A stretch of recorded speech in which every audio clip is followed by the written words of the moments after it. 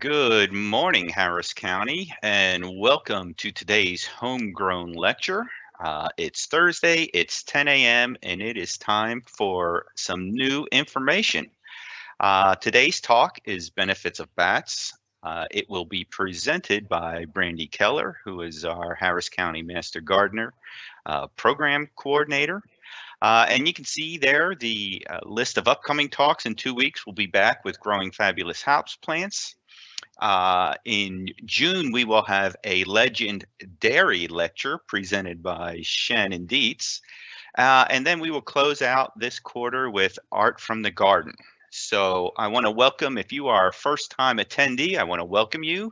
If you've been with us before, welcome back. And Brandi, do you know what today is? No, I have no idea. What is it? Today is the 1-year anniversary of the Homegrown Lecture Series. Wow. So we have been doing this for 1 year. We pivoted, and this is a result of the COVID to help our outreach. So if you have been with us for every lecture, you get a gold star today. But we want to thank you all for your support. It's been a lot of fun for us. We will continue this. We've got some other things planned. You know, we've got the newsletter and some other things that we're working on behind the scenes. So yes, today it's the 1-year birthday for the Homegrown Lecture Series. So without any further ado, I am going to send this over to Ms. Brandi Keller, and she's going to tell us all about the benefits of bats. Brandi, take it away. All right. Thank you. Well, welcome everyone. I did not know today was the the 1-year anniversary, so that is very cool. I think if you've been here since the beginning, you've probably seen us progress in our technology. So, welcome. Today is Benefits of Bats. As Paul mentioned, I'm Brandi Keller. I do want to say that I am by no means a bat expert. But I do volunteer with the Houston Bat Team, and that is led under the leadership of Texas Parks and Wildlife. And I consider the local bat expert to be Diana Foss. So her and I talked before this presentation. So I'm going to do the best I can, but really what my job today is to maybe not go into the details of all the bats, but to give you information to help you build a positive relationship with them. And that is exactly what AgriLife can do. So to get started, we are going to talk about what is a bat, what is and isn't a bat, misconceptions, which is always a big one, cool things, all sorts of random cool things, not too random, they're all about bats, and the benefits. What you can do to help bats, and then just a couple of tips on bat watching, especially since here in Houston we have a huge advantage because we have a resident bat colony. So what is a bat? Well, first, not a bat. So this is bat flower. It is a tropical flower. And we're not going to break the heart of that little pup to tell him he's not a bat. So we'll just agree with him. Also not a bat, but a plant that grows in our area is the bat face kufia. Those two petals at the top kind of look like ears, and this is a plant that regularly attracts hummingbirds. But this does grow around Harris County. So we'll get into what is a bat actually. So obviously it's a mammal, which means that they are warm-blooded vertebrates. And this is actually the only flying mammal that we have. They do give birth to live young and as a mammal, and of course then they feed their young milk. And with the young, most of them, I think in general, most of them give birth to one pup, but some species can give birth up to 3 or 4 pups a year. And it is in the order Chiroptera. This is actually the second most diverse group of mammals. Do you know what the first group is? I'll let you guess just for a second. What could be the most populous group? It's rodents. So if rodents and bats, if those two orders were actually put together, it would actually make up half of all the species of mammals on Earth. So there's a lot. And this just shows the species richness. Bats are found everywhere in the world except for Antarctica, and then there are just a couple islands here or there. So they're everywhere. So going into anatomy, this is always really cool, equally for adults and kids. What we see on the left is an example of a Mexican Freetail Bat. So you can kind of see in the wing, those are fingers. Well, to compare birds and bats, birds, their wing is more of a modified upper arm, where bats, it's actually their hand that is modified. So just like humans, bats have all 5 of those fingers. They're just elongated. Really, the only one that's not really elongated is that thumb. And that thumb is adapted like into a claw. So you've seen probably in videos or pictures where they can climb or fight or hold prey with it. And then that whole wing is enclosed in a membrane that makes up a wing. So that one's always fun to show the kids.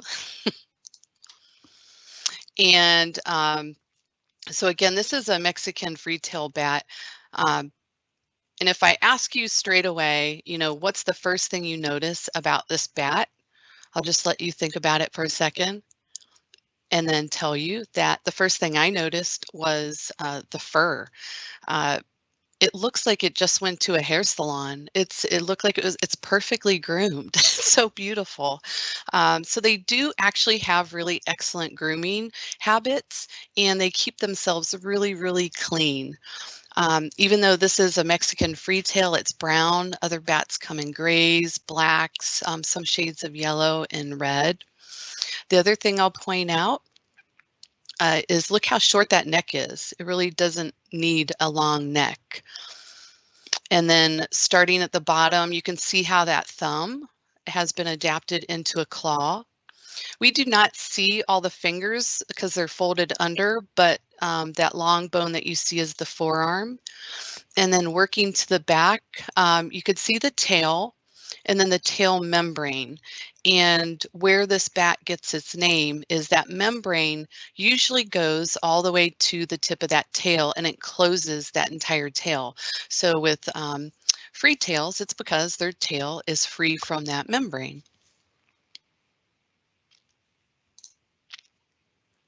So again, the order is Chiroptera. In Greek, that does translate to hand wing. And because of what we just learned, now you know how much that makes sense. So in the world, there are over 1,400 species. That number seems to be increasing slightly, you know, as the years go on. But in Texas, we have 32 species. And then it's not Houston City, but the greater Houston area, we have 11 species. And we're going to talk about those in a minute. Now, under the order Chiroptera, bats are really split into two groups. One is the mega and one is Microchiroptera. So the big bats and the small bats. The big bats, I think they get a lot of airtime with videos and YouTube videos. They do live only in the tropics and the subtropics, and you can see that they have those big eyes.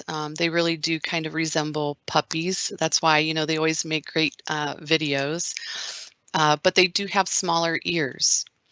But since they are bigger, some of the largest ones can have a wingspan up to 6 feet, but not all of them are that big. And they are the ones that eat fruit, nectar, and some of them do eat insects. Interestingly enough, most of those do not echolocate, which we'll talk about in a little bit. So the small bats, they can be, those are the ones that are really found all over the world except for Antarctica.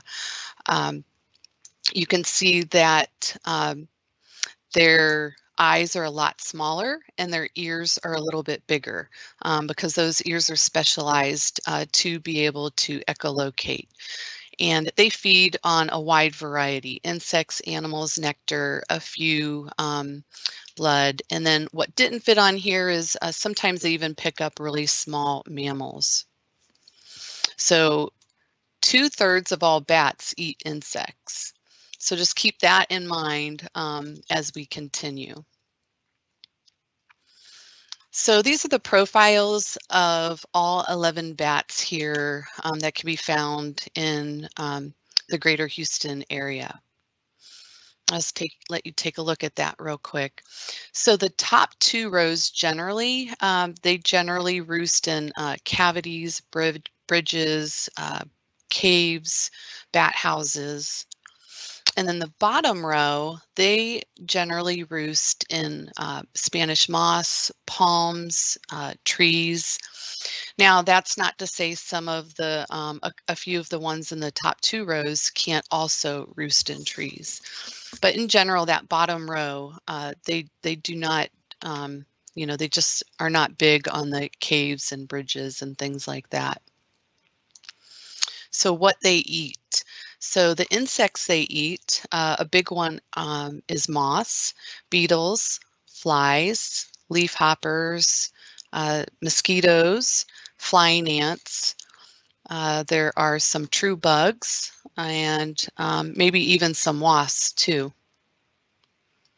Now, if you look over to the left in the middle, the Mexican Freetail Bat, that one, it's going to eat anything that's really flying that it can reach, but they really like moths. Where the big brown bat right to the right of it, they really like beetles. But again, they're really going to go after anything that's flying that's around them, but those are their top favorites. The evening bat all the way to the right and the tricolor bat, those are usually the first out in the evening.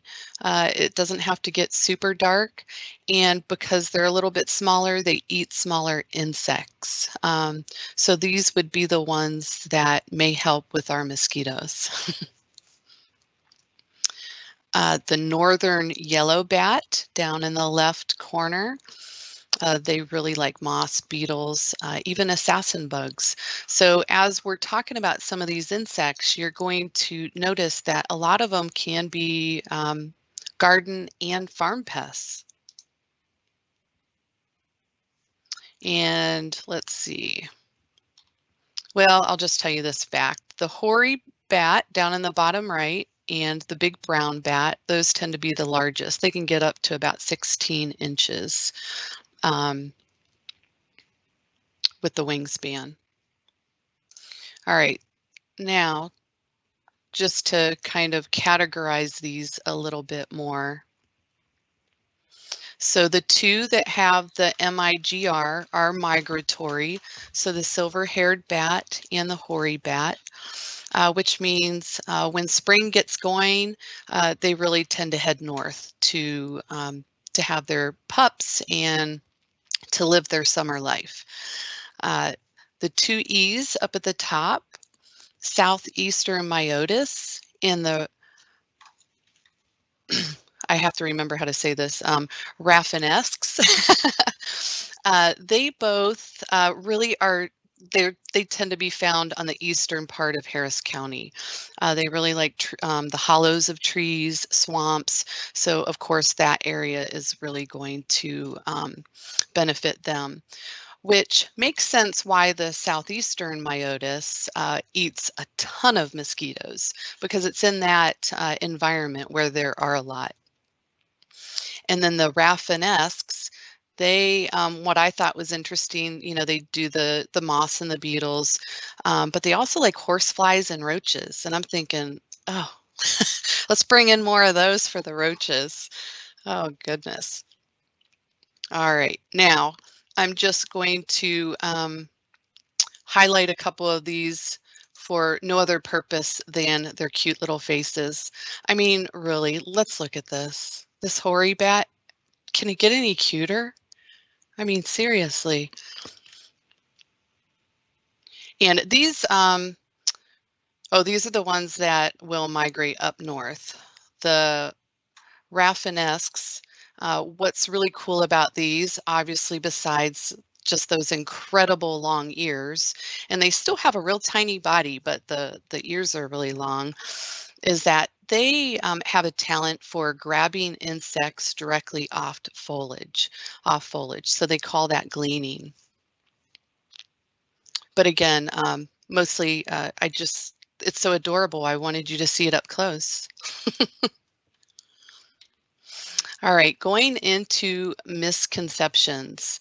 So there's a lot, and I think there's been a lot of public education recently. So hopefully a lot of these things are not going to be new to you. Number one, bats are not rodents. I kind of see the correlation, you know, the small ears, the small size, but they are in a completely different order. They actually, bats are, I believe, more closely related to primates than rats. But the other big difference when I look at this is that we know how well the rodent population reproduces, and bats simply don't do that.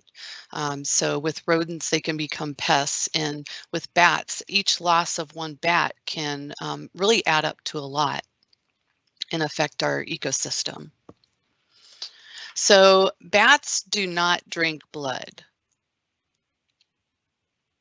Oh, well, human blood. So there are 3 species of vampire bats, but they're in Southern and South America. They are, I think they are kind of, there's one, I think, species that's migrating up maybe along the edge of Texas, but it's not something, you know, we have to worry about here.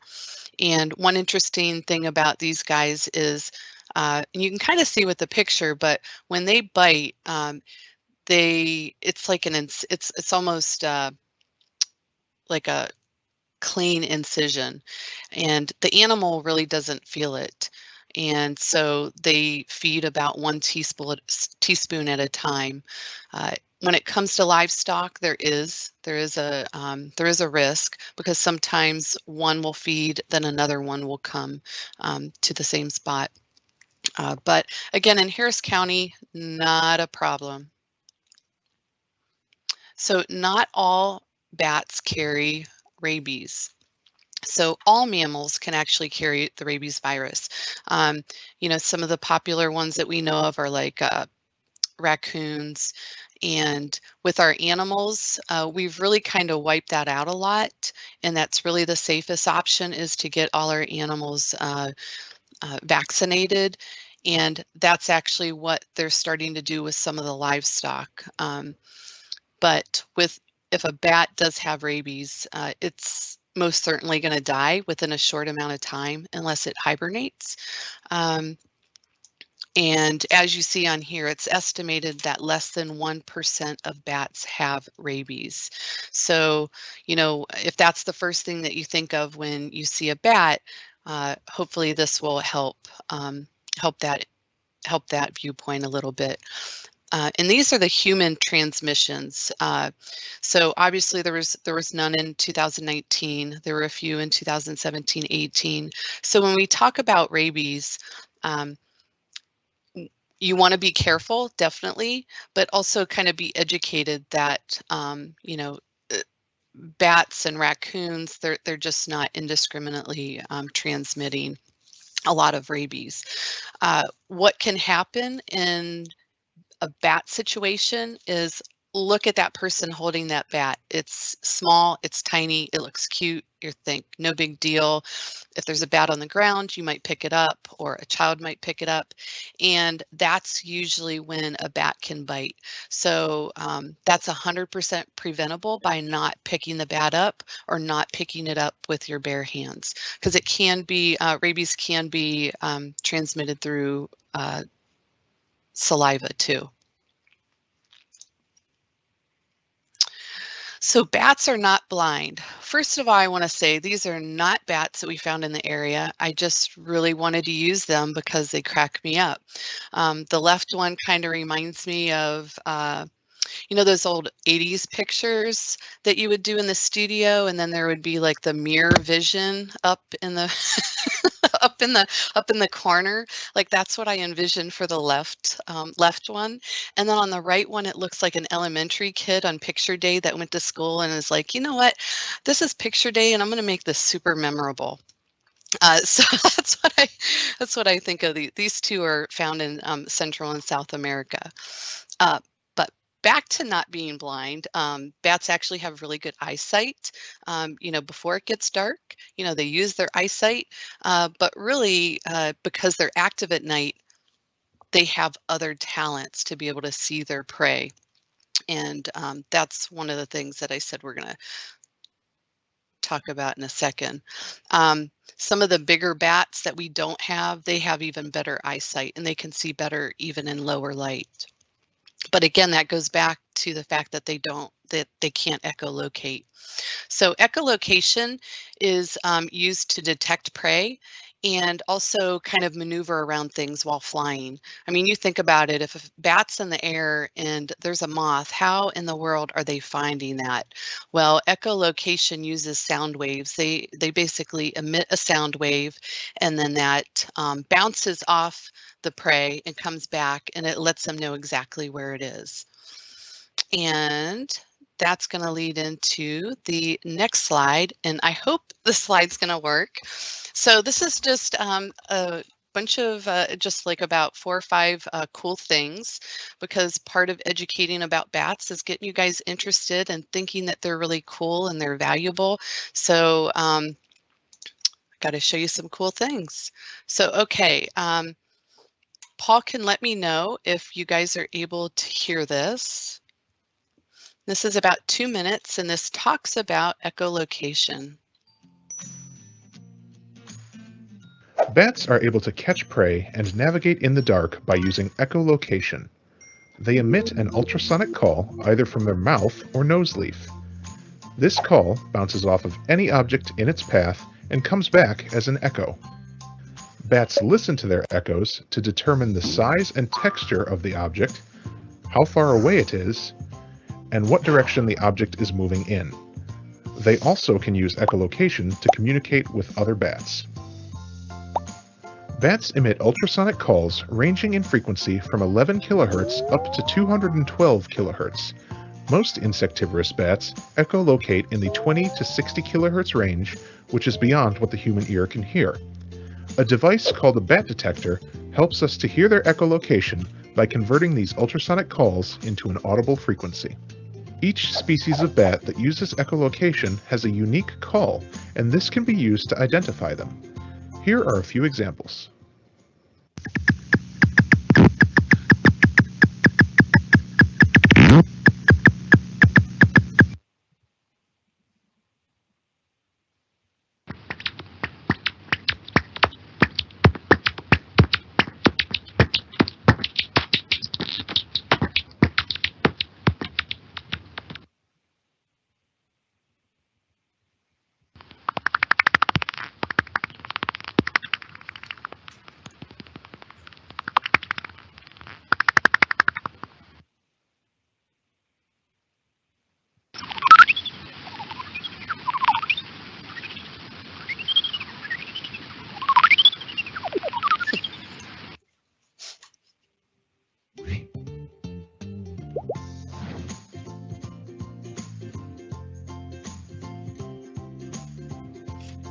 All right, let me make sure. Yep. Okay. All right, how cool is that? I love that video because it really showed, you know, what they do in a short way with really great graphics. And maybe someone can go ahead and pop in that link. So if you want to watch that later, you can. So we're going to go over these cool things, and then I'm going to stop and take some questions real quick. But talking about that echolocation, that's a word that you may have heard when talking about dolphins. So the only thing about this graph, I like this visual, but it has all the yellow as sonar, when in reality sonar can only come from a man-made source, so in the bottom with the submarine. The yellow, the signal that the bat and the dolphin sends out, that is using echolocation. And the really cool thing about that is, they're continuing to study bat echolocation to try to improve the radar that they use like in the military. But with mammals, there's a lot of different animals that use echolocation. I think like about 1,000 of them.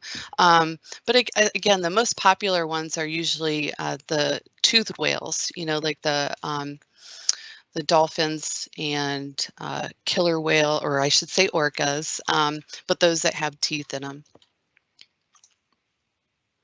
All right, the next one. So if you didn't know before, now you know that the Mexican Freetail Bat is the official state flying mammal of Texas. I mean, it has 32 options, right? But the Mexican Freetail is definitely the most numbered one in Texas. And another cool thing about the Mexican Freetail is that it's actually the fastest bat in the world. It can actually do short bursts up to 100 miles per hour, which is quicker than even a cheetah. And the last one is they show up on radar. These are not storms popping up. I think this is in San Antonio. It's right at the bottom, probably around Bracken Cave. And all those orange circles and things that look like thunderstorms, this is actually a really clear day. And these are the bats emerging in the evening. How cool is that? All right, we're going to just stop real quick. Paul, are there any questions? Any pressing questions? Brandi, Paul is off the call. Okay. Off, but I do not see any questions. Okay. All right.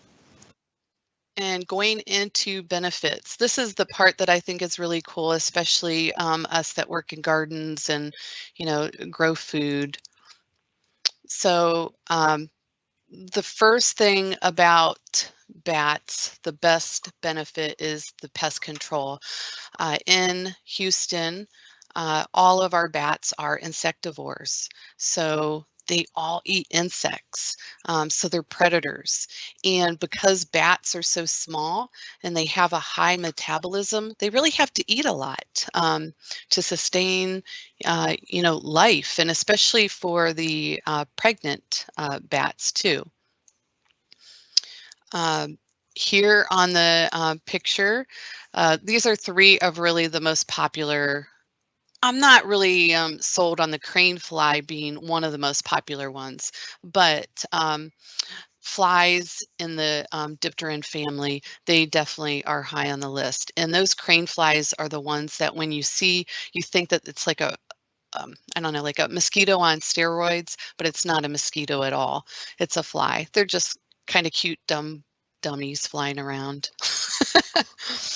The cucumber beetle and the armyworm moth, both of those are agricultural pests, and they're among the favorites of some of these bats.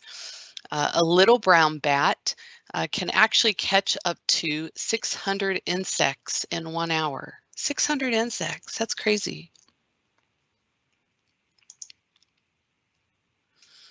So correlating the bats to those insects, so we have the fall armyworm moth, an agricultural pest, the corn earworm moth, some other beetles. Those are a favorite of Mexican freetails. The big brown bat, those cucumber beetles that you saw in the last picture, stink bugs, leaf hoppers. I gave you that number of 60 insects for one bat in one night, but there was a study done, I think it may have been in Indiana, that there were 150 big brown bats, And over one summer, they consumed 120,000 insects. I mean, that is incredible. And then going to the evening bat, they like beetles, flying ants. I put stink bugs, that's cute. Stink bugs and spittle bugs. So again, those are pests that we can have that they actually prey on. Brandi, we do have a question that came through. Yeah. The question is, what type of bat lives under the Wall Street Bridge? Those are the Mexican freetails, and I am going to highlight those too. And I'm going to give you some information about viewing those. All right. Any other questions? Nope, that's it for now. Okay. Everyone's just sitting back in awe, right? So this is the Mexican freetail bat. They are the most common bat in Texas. Here, it segues perfectly. We have them at the Wall Street Bridge. They're also the same bats that are at Congress Bridge in Austin and Bracken Cave, which is the largest population of bats in the world. They can have up to 20 million. That is crazy. So with the Mexican freetail bats, and I'll kind of tailor this, to Wall Street Bridge since we're here. They can fly up to 50 miles each way in one night, so 100-mile round trip. And generally, they consume 2/3 of their body weight every night. And if they're a nursing mother, it could be up to their body weight. And with that Wall Street Bridge colony, that is a maternity colony. So that basically means that for the most of the year, they're just females and they're young. There are no men. The men go off and have bachelor pads under different bridges. Up on this screen here, it says, this was going into the study, so I'll talk about this for a minute. So the study was done on Mexican freetail bats, and it was like in the south central part of Texas. And they determined that 1 million bats can consume each night 10 tons of insects. I mean, we can't even really, comprehend that much. But if there are 100 million bats in Texas, which they estimate, that can equate to a reduction of 1 to 2 pesticide treatments. So what they did was they estimated how much these bats are worth, with controlling insects. So number one, the cost went into the pesticide saved, but then also if the insects were to invade their crops, how much of a crop loss in dollars. So they equated that just 1 million bats can save just under $1 million saved for a season. So this really adds up to a lot. We have another question that came up. You want to answer it? Yeah.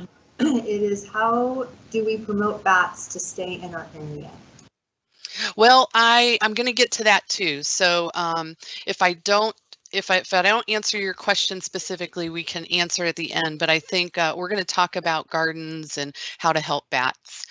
And before I switch this picture, the right picture is actually up under the bridge. That's what they look like. So they're just all really huddled together while they're hanging there. And that is a Wall Street Bridge picture. I do not encourage you to take photos with flashes on your own because that disturbs them. This was probably done by a photographer. This was done by someone who photographs bats. And then the bigger picture, a USGS has estimated that if we lost 1 million bats, then we would have up to 1,300 million tons of insects in surplus every year. Again, when we're talking about some of these numbers, you can't even visualize it.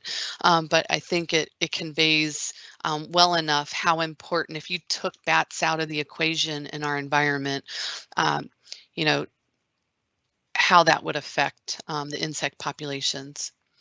So with some of those studies, it did come up with $1 billion a year saved for Texas producers.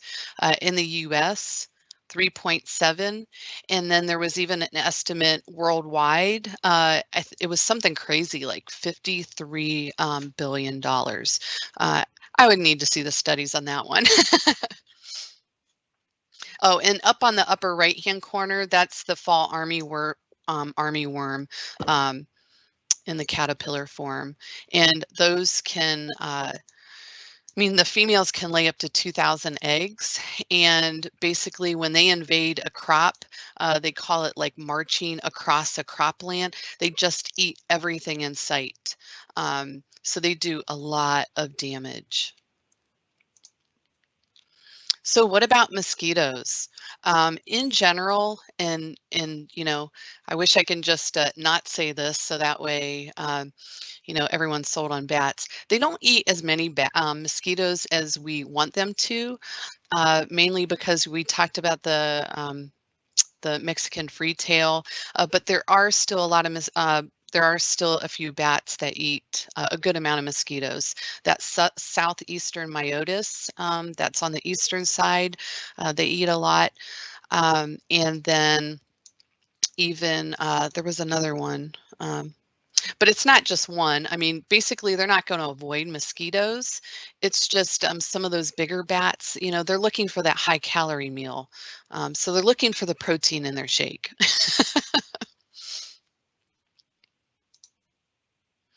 Another benefit is that bat waste is called guano, and it can be used as a fertilizer.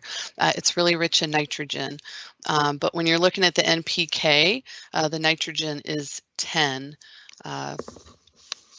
And this isn't just bat guano that you find on the ground. They actually have to process it. First of all, it's processed through beetles and microbes like in the caves, and then they basically do this big extraction, and they get fertilizer like that. My only hesitation in mentioning this is, I mean, there are other fertilizers, natural fertilizers that could, you know, that could do the same thing. You just want to be sure if you do ever use bat guano for your garden that it's extracted in a sustainable way. For example, there's I think there's one company that does it from bracken cave off season, so you never want to disturb. You don't want that company to disturb the bats, and you want them to already be gone, and they do migrate out of bracken. Let's see. So they can serve as a biodiversity indicator. This is just a really good graph that kind of shows, you know, the quality of the river. If the quality of the water is good, then you're going to have a better population of insects, a better diversity of insects, and then you're going to have more bats. Who likes margaritas? Who knows the connection between bats and margaritas? Anybody? There's got to be someone. Any takers? No. Okay, I'm going to tell you. So bats are important pollinators, just not here in Harris County. We don't have any that pollinate in Harris County, but certain bats pollinate the agave plant, which is where we get tequila. So we can thank the bats for margaritas. But again, generally in Texas, we don't have a lot that pollinate, you know, down in the Rio Grande, out west, and maybe in the south. But outside of this area, Bats do pollinate bananas, cocoa, mangoes. So again, with the loss of bats, we're going to lose a lot of things that we consider staples. And they're also important for seed dispersal. Again, these are Central and South American bats, but it's important for us to know what our other bat counterparts are contributing to. Where forests have been cleared, bats can be really like an important factor in reforestation, because when they eat the seeds and then they drop the seeds flying over, those tend to be hardier plants that can be that first growth of that reforestation. And then tourism. Obviously, I think in Texas, you know, two of the biggest ones I would say is our Congress Bridge in Austin, and then Bracken Cave. Congress Bridge, I think, is more accessible. You know, you have just passersby that, you know, are like, oh, let's go look at the bats. But there's a lot of bat-themed things that go on there. Bracken, those are bat people. They're like, I want to go see these 20 millions of bats in the summer. And then and I think here, when we do the bat chats on Friday nights, we did not have any in 2020. We usually ask where people are from, and there's always people from around the world. Maybe they're not coming to Houston just to see the bats, but they're coming to see the bats because they're in Houston. So, you know, you bring in that tourism with hotels and people eating out. My husband and I went up and purposely went up to Huntsville just to see the bats that are beside a prison. That's a pretty good bat population in an abandoned building. And so that was a hotel room, all our meals, and that was just because we were going to see the bats. All right, how do you help the bats? So just be aware there are population declines due to habitat loss, being misunderstood, white nose syndrome. Most of our bats on that here are not really affected. There is one that I can think of. White nose syndrome is a virus, and it basically it has like a 95 to 100% fatality rate. And this is most common with bats that live in caves, especially in colder areas where they wake up in the middle of winter and then they don't have any fat reserves to continue to live. And blade wind turbines, that's not all bats. It seems like those hoary bats, the one with the really cute face that I showed, they tend to be killed more by wind turbines, and it could have something to do with the moths that they're fond of and how they fly. So just things to be aware of.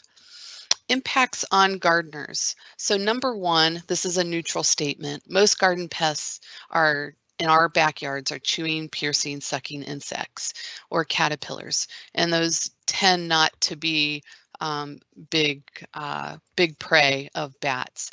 But that doesn't mean that bats don't prey on them, on some of them. In the end, if there are a lot of bats around and those bat calls, some insects can actually avoid those areas. So that is a positive. Northern yellow bats roost among dead palm fronds. I've had someone call in about that. She was trying to, what was she trying to do? She was trying to get it out with a broom. And I just explained to her that it was below 50, so it was really cold. He was just taking shelter there. And I shared some facts about bats, and then she said, you know, I'm really glad I called because I was trying to get rid of him, and now I don't mind that he's there. So be patient. If you see bats, like, don't freak out. You know, like I said, some of them do roost, which means they sleep overnight in palm fronds or Spanish moss. And then the other thing we can do to maintain that positive relationship with bats is to check our house for cracks and holes and prevent roosting. That really comes, you know, that applies to any other animal too. So that way you don't have to call someone to get them out. Like, do your part, make sure there are no cracks, then, you know, like I said, you can maintain that positive relationship. You can install bat boxes. The good thing about bat houses is there are a lot of bats in this area that utilize them. The negative is that some of the pre-made bat boxes you find don't live up to the specs that are required for the bats. So you need to really research that. One of the links that I sent out that I think they may have sent was the Bat Conservation International, batcon.org, and they have a lot of information on bat houses. So this would be a way for you to be able to observe them in your neighborhood. Just a warning with the bat houses, you do need about 6 hours of sun, some water nearby, and consider those predators. It's really easy for predators to get to bat boxes that are on trees. If a tree is all you have, then that's what, just use it and see if it works. But it's easy access for predators, and sometimes the trees are too shady. Some other ways to help bats. So share bat information that you learn. You know, if you learn about it and you become passionate, share that. You can reduce lights. You know, light sometimes interacts with migratory birds too, but also bats. Provide a water source. Reduce pesticides. Pesticides and some treated lumber can actually poison bats. And when you think about insects, if they get that accumulation of pesticide in them, that's their prey, you know, depending on what they're eating. I'll say a non-traditional way to help a bat is to leave dead trees. Not every dead tree has to be taken down. Not every dead tree is at risk of falling down as soon as it dies. It can really provide a habitat for a lot of animals, and including bats that like to roost in them. Let them recharge. That means you know, if you find one in your palm fronds, just let him be, you know, he'll do his thing and be on his way. One thing that I notice around the area is there are some palm trees that all those dead palm fronds that fall down that are dead, they kind of, you know, create that mass below. Some people like to keep those pruned off. Some people like to keep them. If you keep them on there, it actually provides roosting spots for bats. So if you don't mind looking at that, or you get used to it, I think it's just about being used to it. That can really help them. Prevent home roosting, and then keep cats indoors. This is really especially like a half hour before sunset, half hour after sunset. I'm a fan of keeping cats indoors anyway, because I enjoy birds. So I just want to put that out. And I know we're headed towards 50 minutes here, but we're going to talk about the Wall Street Bridge in a minute. Helping bats. This is an important thing. Do not pick them up. Like I said, you don't even know if you're getting bit. If they do have rabies, they can transmit it.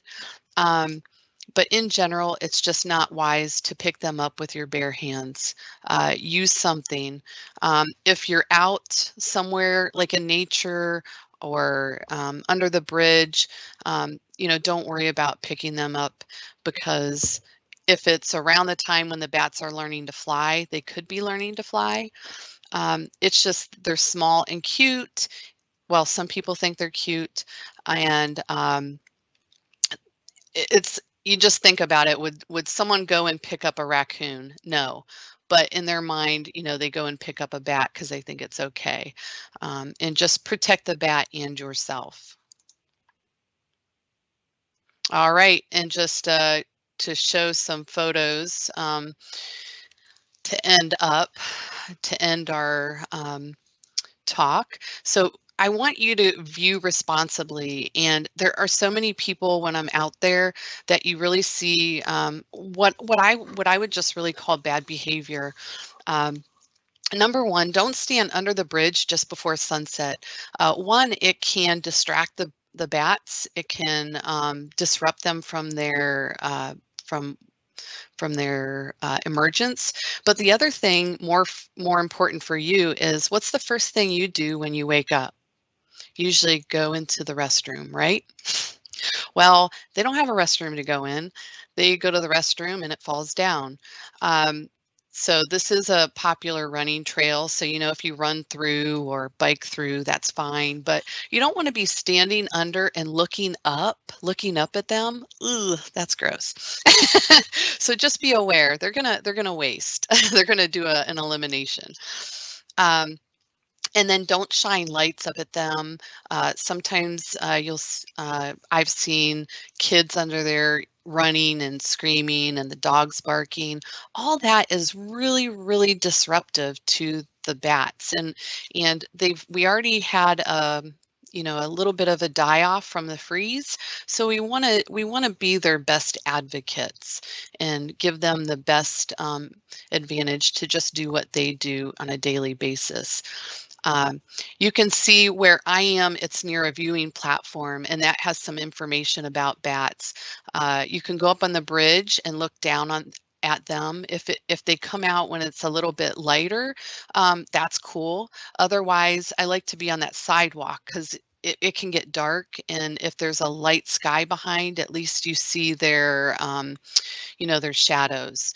But what you'll notice is they drop. They just don't come out and fly.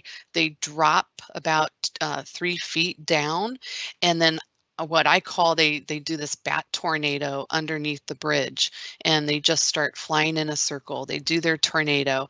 I don't know. It's like their morning calisthenics or something.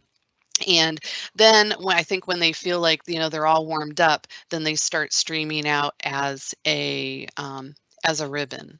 Let me see. So this is a little bit darker emergence, and they generally emerge going towards the east, towards downtown. They don't always, but they generally do. And a lot of times they will come out and then they'll go up by like kind of behind the viewing area towards the buildings. But really I've seen numerous behaviors, even going north. I saw that one time. Here's a really light emergence. If you get one of these, you're lucky because some people are standing out there for, I don't know, hour and a half waiting for them to emerge. And if there's more predators, especially when the young are real young, they tend to come out when it's darker. There's always a hawk flying above waiting for their snack. And there's usually yellow-crowned night herons in the bayou waiting, especially when the young are learning. If they hit the water, bats can't fly, so they just turn into snacks. So as a review, it is the only flying mammal. There are 11 species in the area. They're not blind, they're not rodents. I didn't talk about this, but they don't fly in your hair. You know, they have that echolocation. If they do, then something might be wrong with that particular bat. Or it could just be that you're beside an insect and you think it's coming towards you, but it's not. All local bats are insectivores, so that's very good for us. And just enjoy watching bats responsibly. And these are some of the links I think they should have put in. I needed to do some photo credits. I have a couple pictures in there. I got a couple that are listed here. And then TPWD gave me a few. And then other than that, the rest came from Canva. My next talk is June 17th, and we're just going to talk about how to make some art from the garden. So what are some things in your garden that we can just get creative with? All right, any questions? Hi, Brandi. Yes, we have 3. The first one's from Sally, and she would like to know, where do the Mexican free-tailed bats migrate to? So they are going to migrate South Mexico, South Central America, but here in Houston, one of the cool things about our colony is that it's a partial year-round colony. So Bracken Cave Congress Bridge, they will migrate. Some of ours will migrate, but not all of them. With the exclusion of February, generally our temperatures are pretty mild year round. So we can boast that we have one of the only year-round colonies, but even some of them do migrate, and we're thankful for that, because when that freeze happened, then we know that there were some coming. We didn't have as many here during those temperatures. Okay, great. The next question is from Linda. She would like to know if the bat tracks are going to start up again at Wall Street Bridge. I have not heard any information yet. I'm hoping that we do, because we were canceled the entire year. They go from March to October. So obviously we're not doing them yet. So I think it's just something to keep an ear out for. There is a website you can look up the Wall Street. If I didn't have that on there, I can post it on our horticulture Facebook page later. So I'm hoping, it's just not yet. Mainly, I think the big reason is because Harris County is still in that in red. Okay. The next question is from Linda, and she would like to know who would be a predator for the bat. Well, I did mention a couple of those. So there's usually when you go out and look at when you go to Wall Street, you'll notice it could be a red-tailed hawk. I think there's a red-shouldered hawk, but there's usually a hawk or two flying above before sunset, because they know what's going to happen. They know they have their dinner. And that's why, like, when the young start getting older and flying, they generally start flying around July 4th. Sometimes that's the darkest times that they can emerge. They do not emerge because we say the bats emerge at 7 p.m. or 8 p.m. They're on their own schedule, and we're subject to that. The other one is the yellow night crown herons. So birds can. Again, if any of the young fall in the water, they can't swim. So fish or birds can get them. Snakes, especially if they're around trees.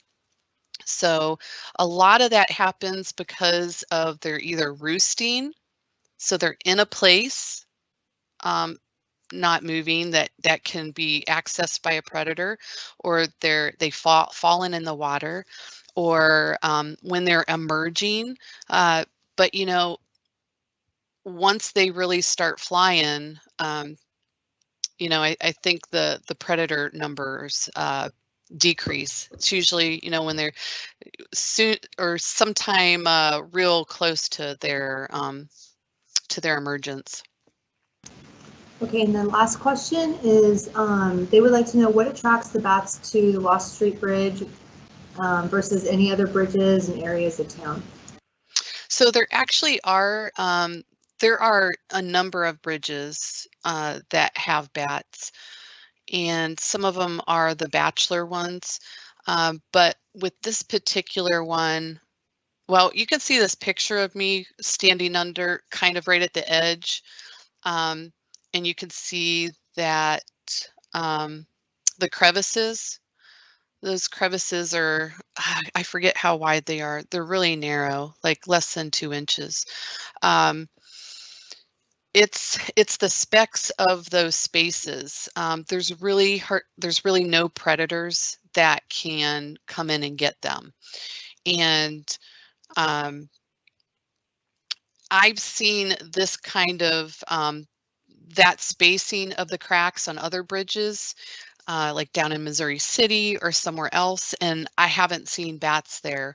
So it could be number one, this is who it's like the chicken and the egg, right? So at some point there were bats there, and then the bats tell the other bats.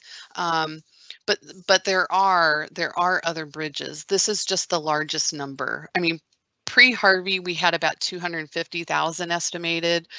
I would say before the freeze, there's been no official count, so we can only estimate, but they really did pop back from Harvey. That's why with this die off from the freeze, we have more hope, because we've seen them bound back. But a lot of that comes down to those crevices and how they are protected and they're able to hang, and they hang kind of like back to back. Like you saw that one picture early on where they're hanging and they're almost all touching. Okay, thank you. I have 4 more questions. Do you have time to answer those? Sure. Okay, the next one is, what is the definitive ruling about bats and COVID-19? Well, I'm just going to give you my point of view, that I don't let it play into my opinion. I think there's still some controversy where it came from.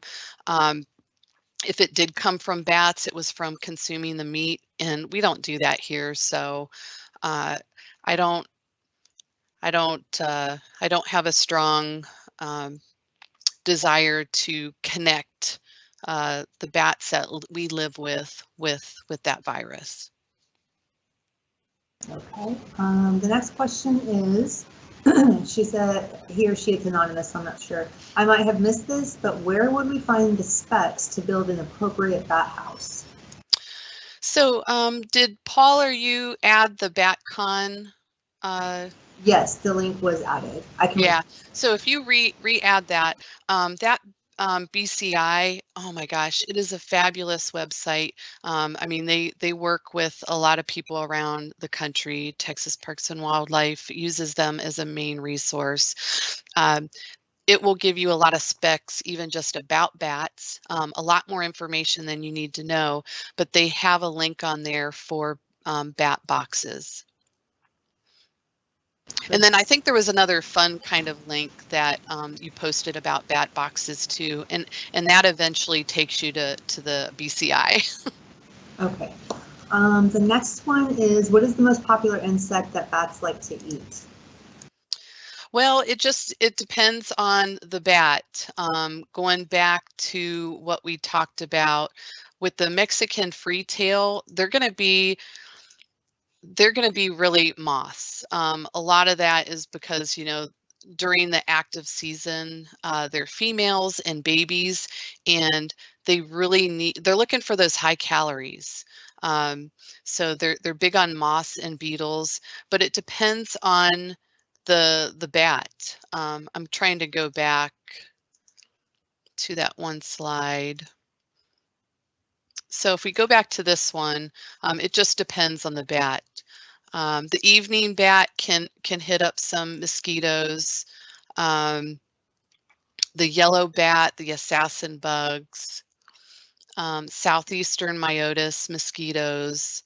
In general, if I'm just making a general statement, I'll go back to the slide where it's moths, beetles, and flies.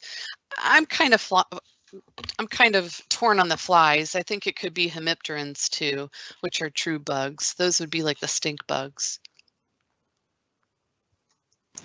Okay, the next question is, where is it? What is the best time to visit Bracken Cave? During the summer, because they do migrate. So there's a lot of information online, but it would be during the summer because that is a maternity colony. So, the females come back. They're pregnant for about 4 or 5 weeks, and then the rest of the summer they're just protecting their young, their pups, and teaching them to fly.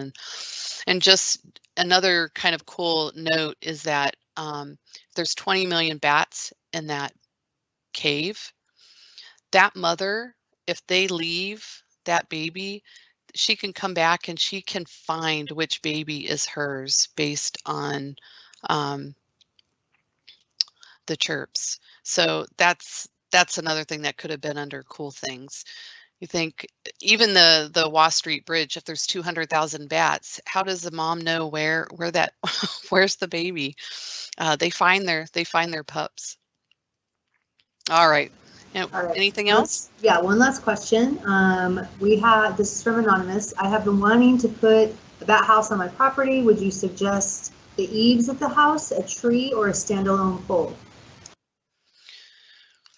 Well, it depends on what you have available. I definitely would not do the house. The advantage of doing it on a house, though, is if you do it right, it can be good. There can be more temperature control on a house, and they can really help best with pest control. But it depends what kind of space you have. That might take some, trial and error. If you have an open space compared to a tree, if you have to choose between a tree and an open space, I would go with the open space like we showed these standalones. Again, that's just because those bats immediately become susceptible to predators on a tree. It can happen on here too. It's just like if you're a purple martin house owner, you have to deal with predators. And also, it really needs about 6 hours of sunlight to warm them up. And if it's under a really shady tree, it could be too much shade. Okay, and that's it for the questions. All right. Well, hey, thank you all. I mean, we kind of went long, but it's all up to you guys. Thank you for joining. This is a big interest of mine, and just kind of connecting how bats help our environment and our gardens and crops. Join me next month, June 17th. It's already May, for Art in the Garden. Thank you so much for joining us. And next week is about houseplants. If you haven't registered, go ahead and do that now. Thank you.